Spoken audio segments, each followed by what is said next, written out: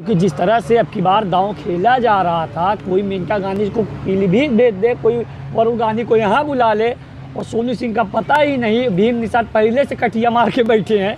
तो बड़ा आपकी रोचक होने वाला है लोकसभा का चुनाव। अच्छा था और हाँ, तो भाई नहीं, मतलब यही है, सिंपल सी बात है। जिस तरह से अखिलेश यादव जी ने खेला है दांव निषादों के ऊपर, तो भाई उसमें मंत्री भी हैं भाजपा के ना, निषाद जी है ना, कि तो सिंपल सी बात ये देखने वाली है कि कटिया ही लगाया गया है। अब वो वापिस आए या ना आए, सब तो फंसे कि ना फंसे भाई। मंत्री आप कैसे कह रहे हैं मंत्री? अरे वो है नहीं आपके संजय निषाद जी, भाजपा के ही तो मंत्री हैं। नहीं, हम समझे कि भीम निषाद को आपको गिनवाना उंगली पैसे रखकर। देखिए 4 नहीं 40 विकास गिनाएंगे। आप कहाँ किससे मिले हैं आपको मालूम नहीं है। मैं जमीनी नेता हूँ और जमीन से जुड़ा नेता हूँ। मैं राजनीतिक हूँ। 4 विकास आपने वो किया होगा। 4 विकास आप बताइए। 4 विकास।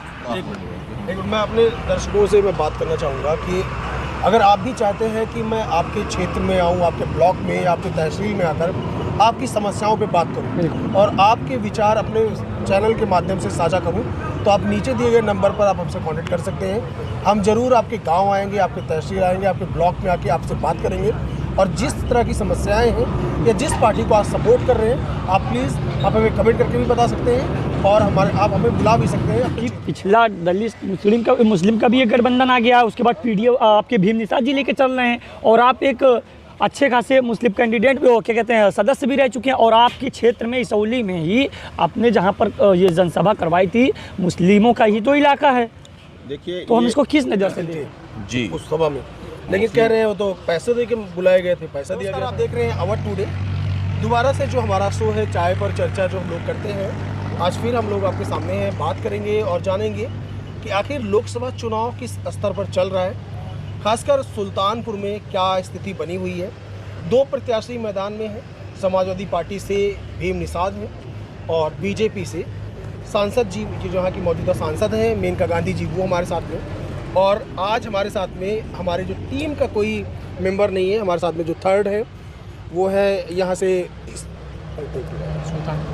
आप कौन से वार्ड नंबर कितना बता रहे हैं? Ward number 32।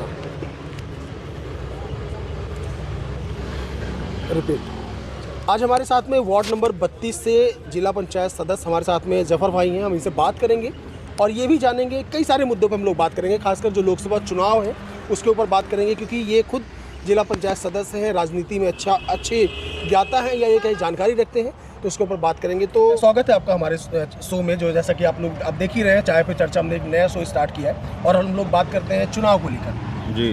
तो आप चाय लीजिए साथ में, हम लोग चाय पे चर्चा है इसलिए चाय भी मंगवा के रख दी गई है। जी। तो एक सीधा सा सवाल है कि इस्लामगंज में कहा जा रहा था कि एक रैली की चर्चा थी कि एक हेलीकॉप्टर आके उतरता है और उसमें से आजम खान निकलते बाहर। लोकसभा चुनाव, माफ़ कीजिए, विधानसभा चुनाव था, उसमें वो आते हैं और जनता से बात करते हैं, जिसके बाद उसकी बहुत बड़ी चर्चा होती है इसौली विधानसभा क्षेत्र में। और अगला जो आज 2024 चल रहा है लोकसभा चुनाव है, ऐसे में एक चर्चा ये भी है कि आपने इस्लामगंज में एक बड़ी सभा कराई मेनका गांधी की, जिसके अंदर काफ़ी मुस्लिम आए।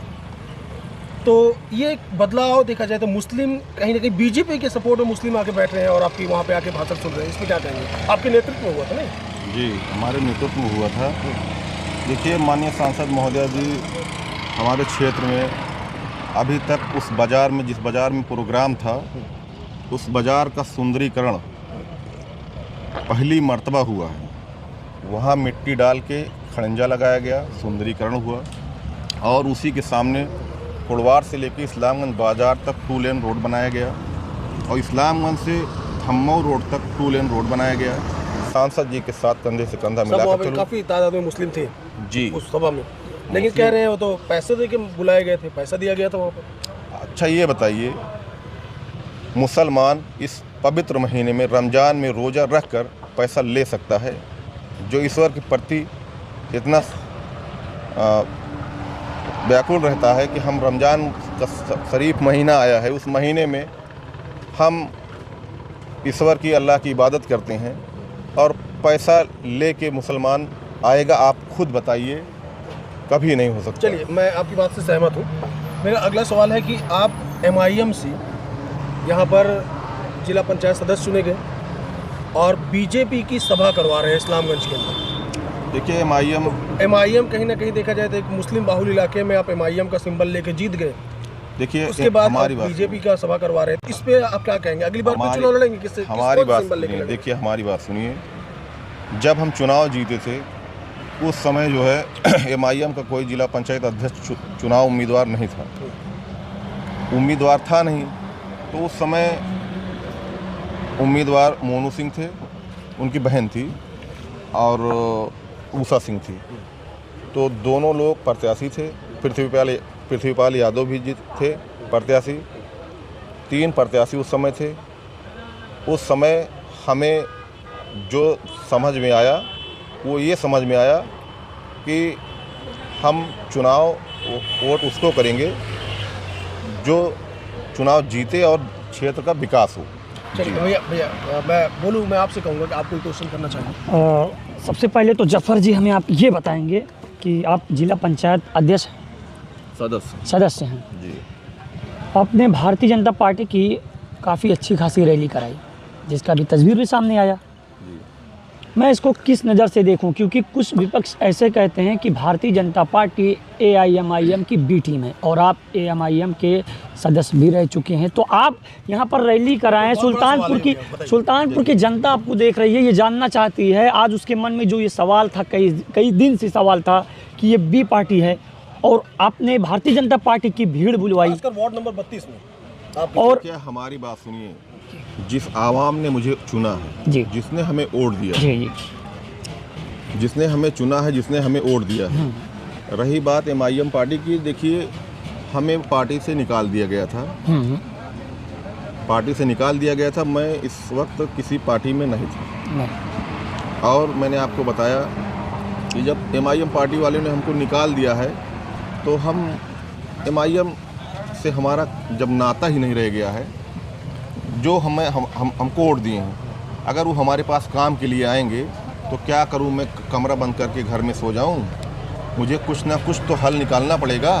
कि अगर हम हल निकालने का वजह ये है कि जब हमारे क्षेत्र की समस्या हमारे सामने आई तो हमने कहा कि देखिए, हम अगर यही कहेंगे कि हमारी सरकार नहीं है, हमारे लोग अगर हमारे पास आएंगे, हम सरकार को कहेंगे हमारी सरकार नहीं है, मेरे फेवर की सरकार नहीं है, मेरे फेवर का जिला पंचायत अध्यक्ष नहीं है, तो देखिए जो काम करेगा, हम इस आवाम को बाइट दिए से पहली जफर जी आपने कहा था कि जो है मैं जाऊंगा उस चौखट पे जनता के लिए जहां इस जनता की ज़रूरत होगी, मैं उसमें शर्माऊंगा नहीं और मैं ये देखूंगा कि ये जनता परेशान है। और उसके बावजूद हम ये कहें कि भारतीय जनता पार्टी की सरकार है।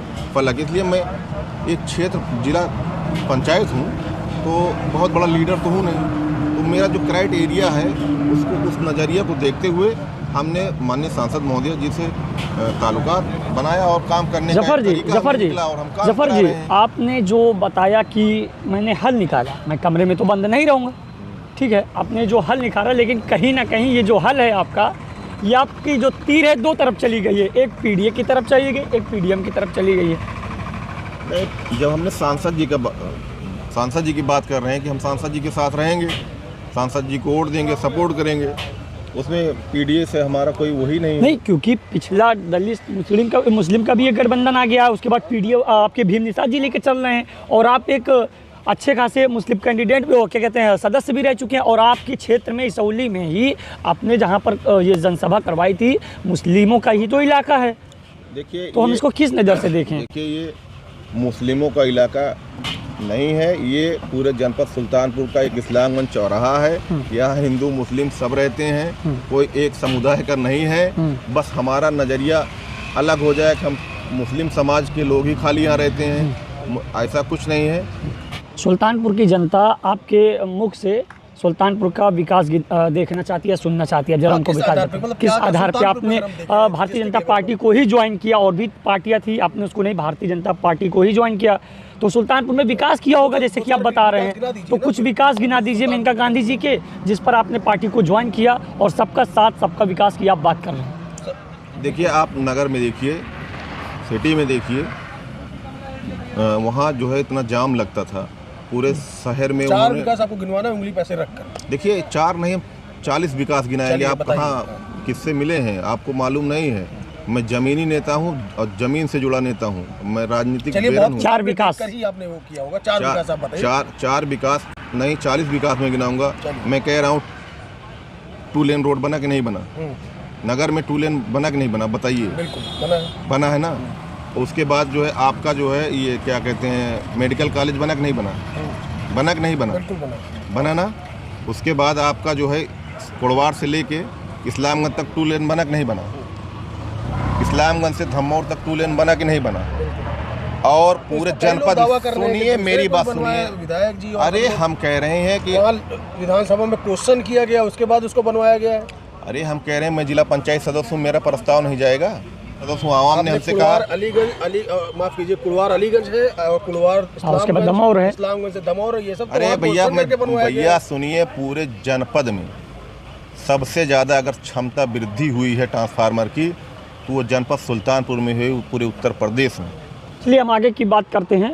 जफर जी, जैसा कि आपको पता है कि पिछली बार हम विकास पे बात कर रहे थे, तो ये तो अभी इसौली तक ही सीमित है। सुल्तानपुर बहुत बड़ा है, लम्हुआ है, सुल्तानपुर कादीपुर है, अखंड नगर तक सुल्तानपुर फैला हुआ है, बल्दीराय तक फैला हुआ है। जरा वहाँ का भी कुछ विकास गिना। हमने बताया ना कि पूरे जनपद में सबसे ज़्यादा ट्रांसफार्मर की क्षमता वृद्धि हुई है, तो पूरा जनपद आ गया ना। जफर जी, मैं आपसे ये जानना चाहूँगा कि आपको जैसे पता ही होगा, आप जमीनी स्तर के नेता हैं। पिछली बार चुनाव में गठबंधन प्रत्याशी से सोनू सिंह थे और मेनका गांधी जी की कांटे की टक्कर हुई थी। और अब की बार अभी तक बहुजन समाज पार्टी ने अभी तक प्रत्याशी ही नहीं घोषित किया है। और आपके अगर देखा जाए सामने तो यूँ कहें कि साइकिल है, भीम निषाद जी हैं, जो अखिलेश यादव जी ने दांव खेल के गजब का उतार दिया उनको निषादों को इकट्ठा करने के लिए। तो आप हमारी जनता को ये बताइए कि क्या सुल्तानपुर का जो निषाद समुदाय है, क्या वो सच में भीम निषाद की तरफ है?